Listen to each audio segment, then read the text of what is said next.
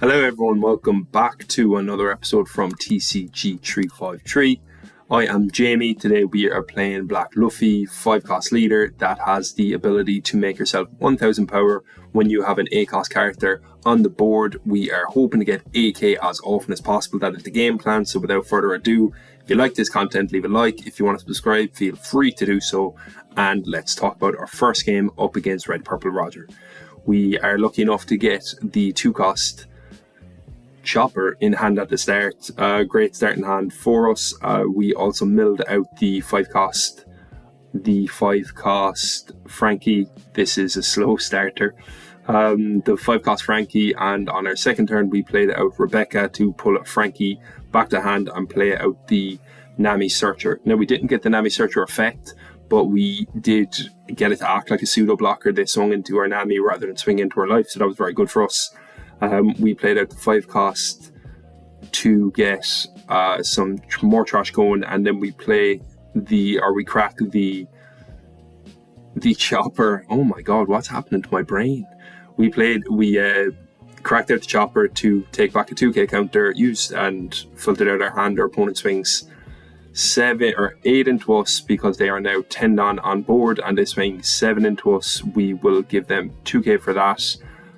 We give them 2Ks in 2 1Ks because we want to, 1, get a Shadow Luffy in trash, and 2, we want that 2-cost blocker in trash because we are actually wanting to play another 5-cost Frankie. Now instead of doing that, we actually trashed out a 5-cost Frankie, but the idea is that we'll be able to use a 5-cost Frankie eventually to use and get that 2-cost blocker out on the board. So we played, and so we got the 8-cost Robin in hand now. You can see we have that 9-cost Kaido, which actually will come in useful quite soon. And this deck and this build has a sort of variation to it that allows a good bit of hand destruction. So we have what you saw last turn was the 6-cost Robin came out, and our opponent had to trash 2 cards from hand, which is really, really good against Red Purple Roger because they already run low on hand size. And we use the Kaido there, which makes them trash another card from hand. Our opponent plays out the 10-cost Shanks, which makes it impossible for us to activate blockers, which is a bit of a shame since we have 2 on board. So we'll just start swinging with them from now on. We played out the Nami into the Shadow Luffy, and I believe there's 20 in our trash now. We'll find out in our opponent's turn. So we'll be an AK leader, which is very, very strong. And we have 3 life, and they also just took the blocker, so it's looking less and less likely for our opponent that they're able to take us out. We did swing with the Luffy there because we can protect it if they swing into us, so they can if they'd like to, and we can't activate the blocker, of course. But what we're thinking here is that if they get rid of it, we can just use another 8-cost Nami to get it out with Rush again. We're going to give them 1k for that. We don't want to lose the body, and our opponent then plays out another Shanks. We're just going to pepper him first with a 9, see what happens, and we do have the option to use the 8-cost into the 7-cost Luffy and get that rush, but just spreading it down is more optimal here. And look what happens, our opponent concedes. Their hand only had 1 2k and they didn't have a down up for the event, and if they did anyway, they wouldn't have had any counter left for what was an 11k swing. So good game to our opponent.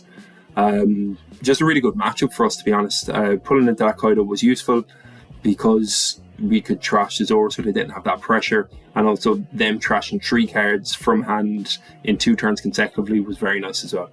Our next game now, we are up against Red Black Sabo. Our opponent is choosing on the hand that they want and whether they want to go first or second. For me personally, I prefer to go second with this deck. The reason for that is that exactly what you saw there is because you can play a Chopper on curve.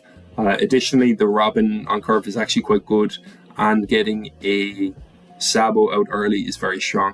One more thing with going second, by the way, is that you can play out the Frankie and put it down onto your leader, so 6k on turn 3, which is actually quite useful and does come up, because Frankie is a very, very good card and very flexible card, because you can pull back a Chopper and then get a card from trash that you need, maybe a 2k or maybe something for your curve next. And all the while you trash 6 cards from your deck, and you really do want to be trashing cards for this deck. Our opponent played out the Dressrosa blocker, I forget what his name is it Hack? Which, if I KO that character, he KOs, it costs 4 of mine. But they chose to swing with their leader into my search into my smaller character, which was a bit of an error on their part, but I mean I would have countered out of it anyway. To be honest, I probably would have used my blocker. Although that being said, I don't think Hack KOs on original cost. I think it's base cost, or I think it's just cost. So my leader ability might be coming into play here. Regardless, what we did there was we used the Sabo on curve, and what the Sabo does really well on curve is that it allows you to be a 6 cost leader. Same way that I said with the 5 cost Frankie and attaching a Don, Sabo can make itself an 8 cost, or a 9 cost rather, with the leader ability, and then you attach it on with the ability of Sabo, so you become 6k, which is quite useful. We'll just take that block first. We think that they're going to use the hack effect, and we can also see what counter they have, so we just take a bunch of swings there, take the block, and obviously we can't get the block with the Sabo because they used the koala effect, which isn't too much of a detriment. It would have been better for us actually in hindsight to have used the 2 cost Zoro as counter, because then we could have spawned out this Frankie and used a 2 cost Zoro, but what am I saying, we have another one in trash. So that's all well and good. Maybe, depending on our trash situation here, could have been useful to use the 2 cost Sanji and spawn that back out, but look, it's not too important at the moment. Cracked a chopper to bring back an 8 cost Nami in hand, so now we have that set up for next turn, which is very nice. Only 11 cards in our trash though, so we will have to bulk up our trash before we want to get the AK leader online. The good thing though is that our opponent doesn't have too many swings into us, and we do have a blocker on board. So if they want to go aggressive into our Sabo, they're not really going to have a great time of it, so they do, and we'll give them 1k for that. Shadow Luffy or Rebecca, we use Shadow Luffy because we can spawn it back out with the Robin next turn, or the Nami next turn, so it's all good. And actually using the Rebecca is quite useful in late game to stall out turns, so it's handy to have 2 of those, because we can always just pull back a Shadow Luffy with a chopper or with a Nami.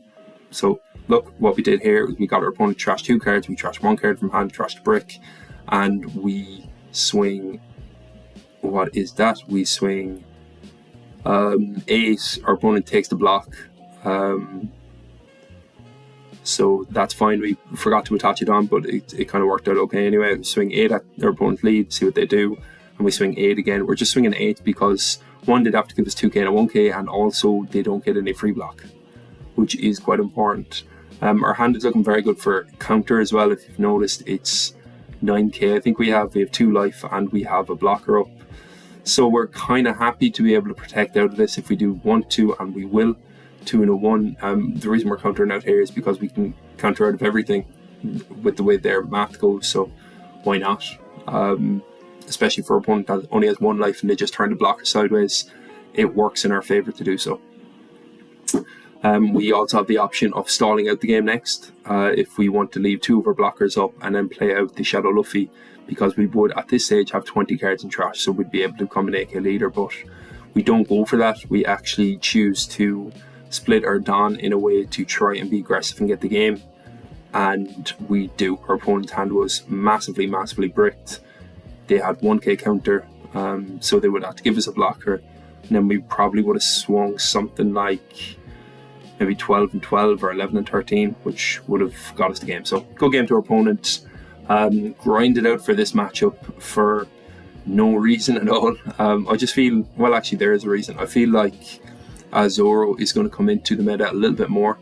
It had a pretty good result in a regional, if I do remember correctly. Correct me if I'm wrong. So that is like pretty relevant. Also, there's some support that's after coming out in OP16 for Zoro, namely that ACOS Zoro that rests a character and attaches 3 Don, which is like incredible support for the character. So that's the reason really. We swing 0 into their searcher and they give us a 1k counter, which is unique enough. We could have attached on to both and got them both off, but getting a card out of them there isn't too terrible. And we do want to play out the 4-cost Rebecca, which maybe in hindsight was a bit of an error because they can just rest it, swing into it. However, we still do have this 0-cost up. So if they want to search next turn, then we can KO it. However, they use their searcher to get rid of ours, which is good because generally speaking, when you're playing against Zoro, it's useful to starve them out. And us swinging into their searcher means that we can't starve them out. So that's what we're going to do. Swing 7 into their searcher. We played out Frankie, who, allows us to get our leader ability online. We crack the chopper to take back another 5-cost Frankie. Now our hand is kind of very bricky, in all fairness. 4 bricks, 3 1Ks, and a 3K counter that trashes 1. So you're probably thinking, why are you taking a Frankie? But the reason for that is we want to build our trash quite soon. And Frankie allows us to get 6 in trash consistently enough. And it's also a pretty good body to have on board. So we're going to protect it, and we have one coming up as well. Just a shame we had one in life, but of course you can't see things like that coming up, so it's no big problem. What we're going to do again is same play as last time, but this time we will take the 2K or consider taking the 8-cost Nami. Yeah, so we take the 8-cost Nami because our trash should be close to, there it is, our trash is, there's 20 left in our deck, so there's probably more than 20 in our trash at the moment, given that our hand size is 6-8 and we have 2 cards on board. Yeah, so we probably have 20 in trash, if not 19. So if we rush out the Nami next turn, we'll have a 9K rush character and we'll also be an 8K leader ourselves, which is quite strong. Opponent swings 10 into our 6, and now I have been commentating on the game state too well. We have been able to remove the bodies off their board, so that's very good for us. But our opponent has so much more life than us, 4, and also Zoro doesn't really care if their board is empty because they have so much aggression with their leader. Now we have a bit of a choice to make. We could kind of prolong the game a little bit more, or we could do that play that I mentioned last time, get an AK body or an AK leader on board. So we could potentially go 5-cost Frankie into a 4-cost Rebecca, so get 2 blockers out.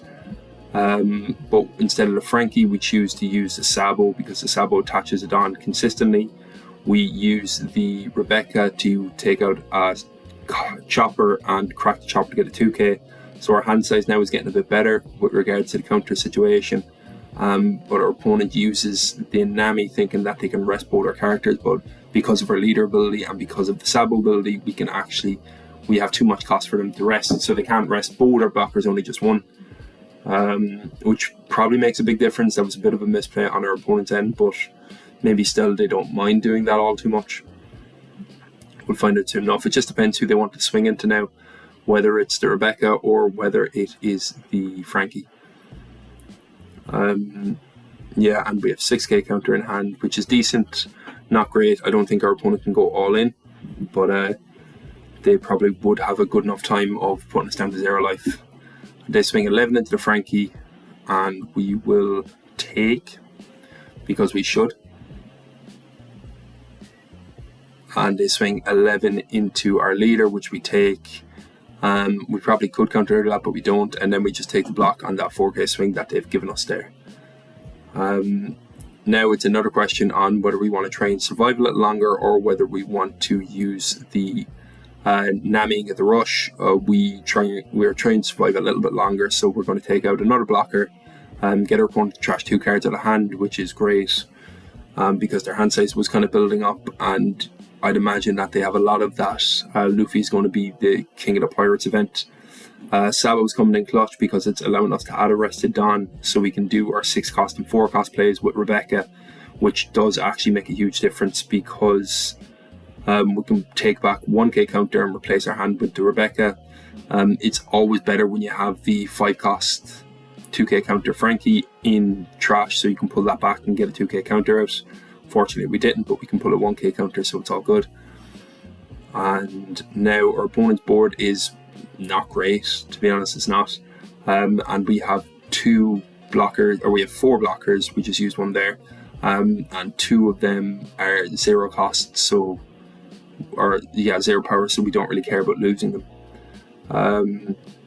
It seems that our opponent gets a trigger off life, which is arresting one of our blockers, and that's exactly what they'll do. They arrested a Rebecca, and they use the tree sword style to rest 2 of our other blockers, but we have 2k and a 1k for that, and we have 2k and a 1k again.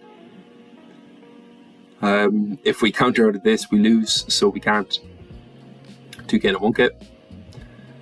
Yes, thank you very much. And they swing 2 into Rebecca, which can go easily enough. So the lines here are we could go 7, 8, and 9, or we can go 11 and, or maybe, yeah, 11 and 12, 11 and 13. And we think that just poking and seeing what they do here is probably the best move, because we still have our options of like setting up our board to be protective. Yeah, we still do, to make our leader AK. So we actually went for the 7, 7, and 9, which would have meant 2, 1, 2, 1, and then 2, 2, 1, which was kind of hard for them to get out of. Also with the knowledge that Zoro has a lot of cards that don't have counter. They had 3k counter actually, so yeah, they were a bit off, to be fair. Maybe in hindsight, the line where we went 11 and 13 would have been stronger, but we did get the game, so it doesn't matter all that much, you know. Let's talk about the last game. It's up against Green Purple Luffy. Hope you're enjoying the game so far. I did grind a good bit for these Black Luffy games. I had to learn the deck quite a lot to be able to get the wins against these better decks in the meta. So really what I was thinking when I was playing it, and from the actual style of gameplay that this deck has, is to ramp to 20 cards in trash. I think Shadow Luffy is what makes or breaks this deck, and the Frankie, Pirate Docking number 7 is what the card's name.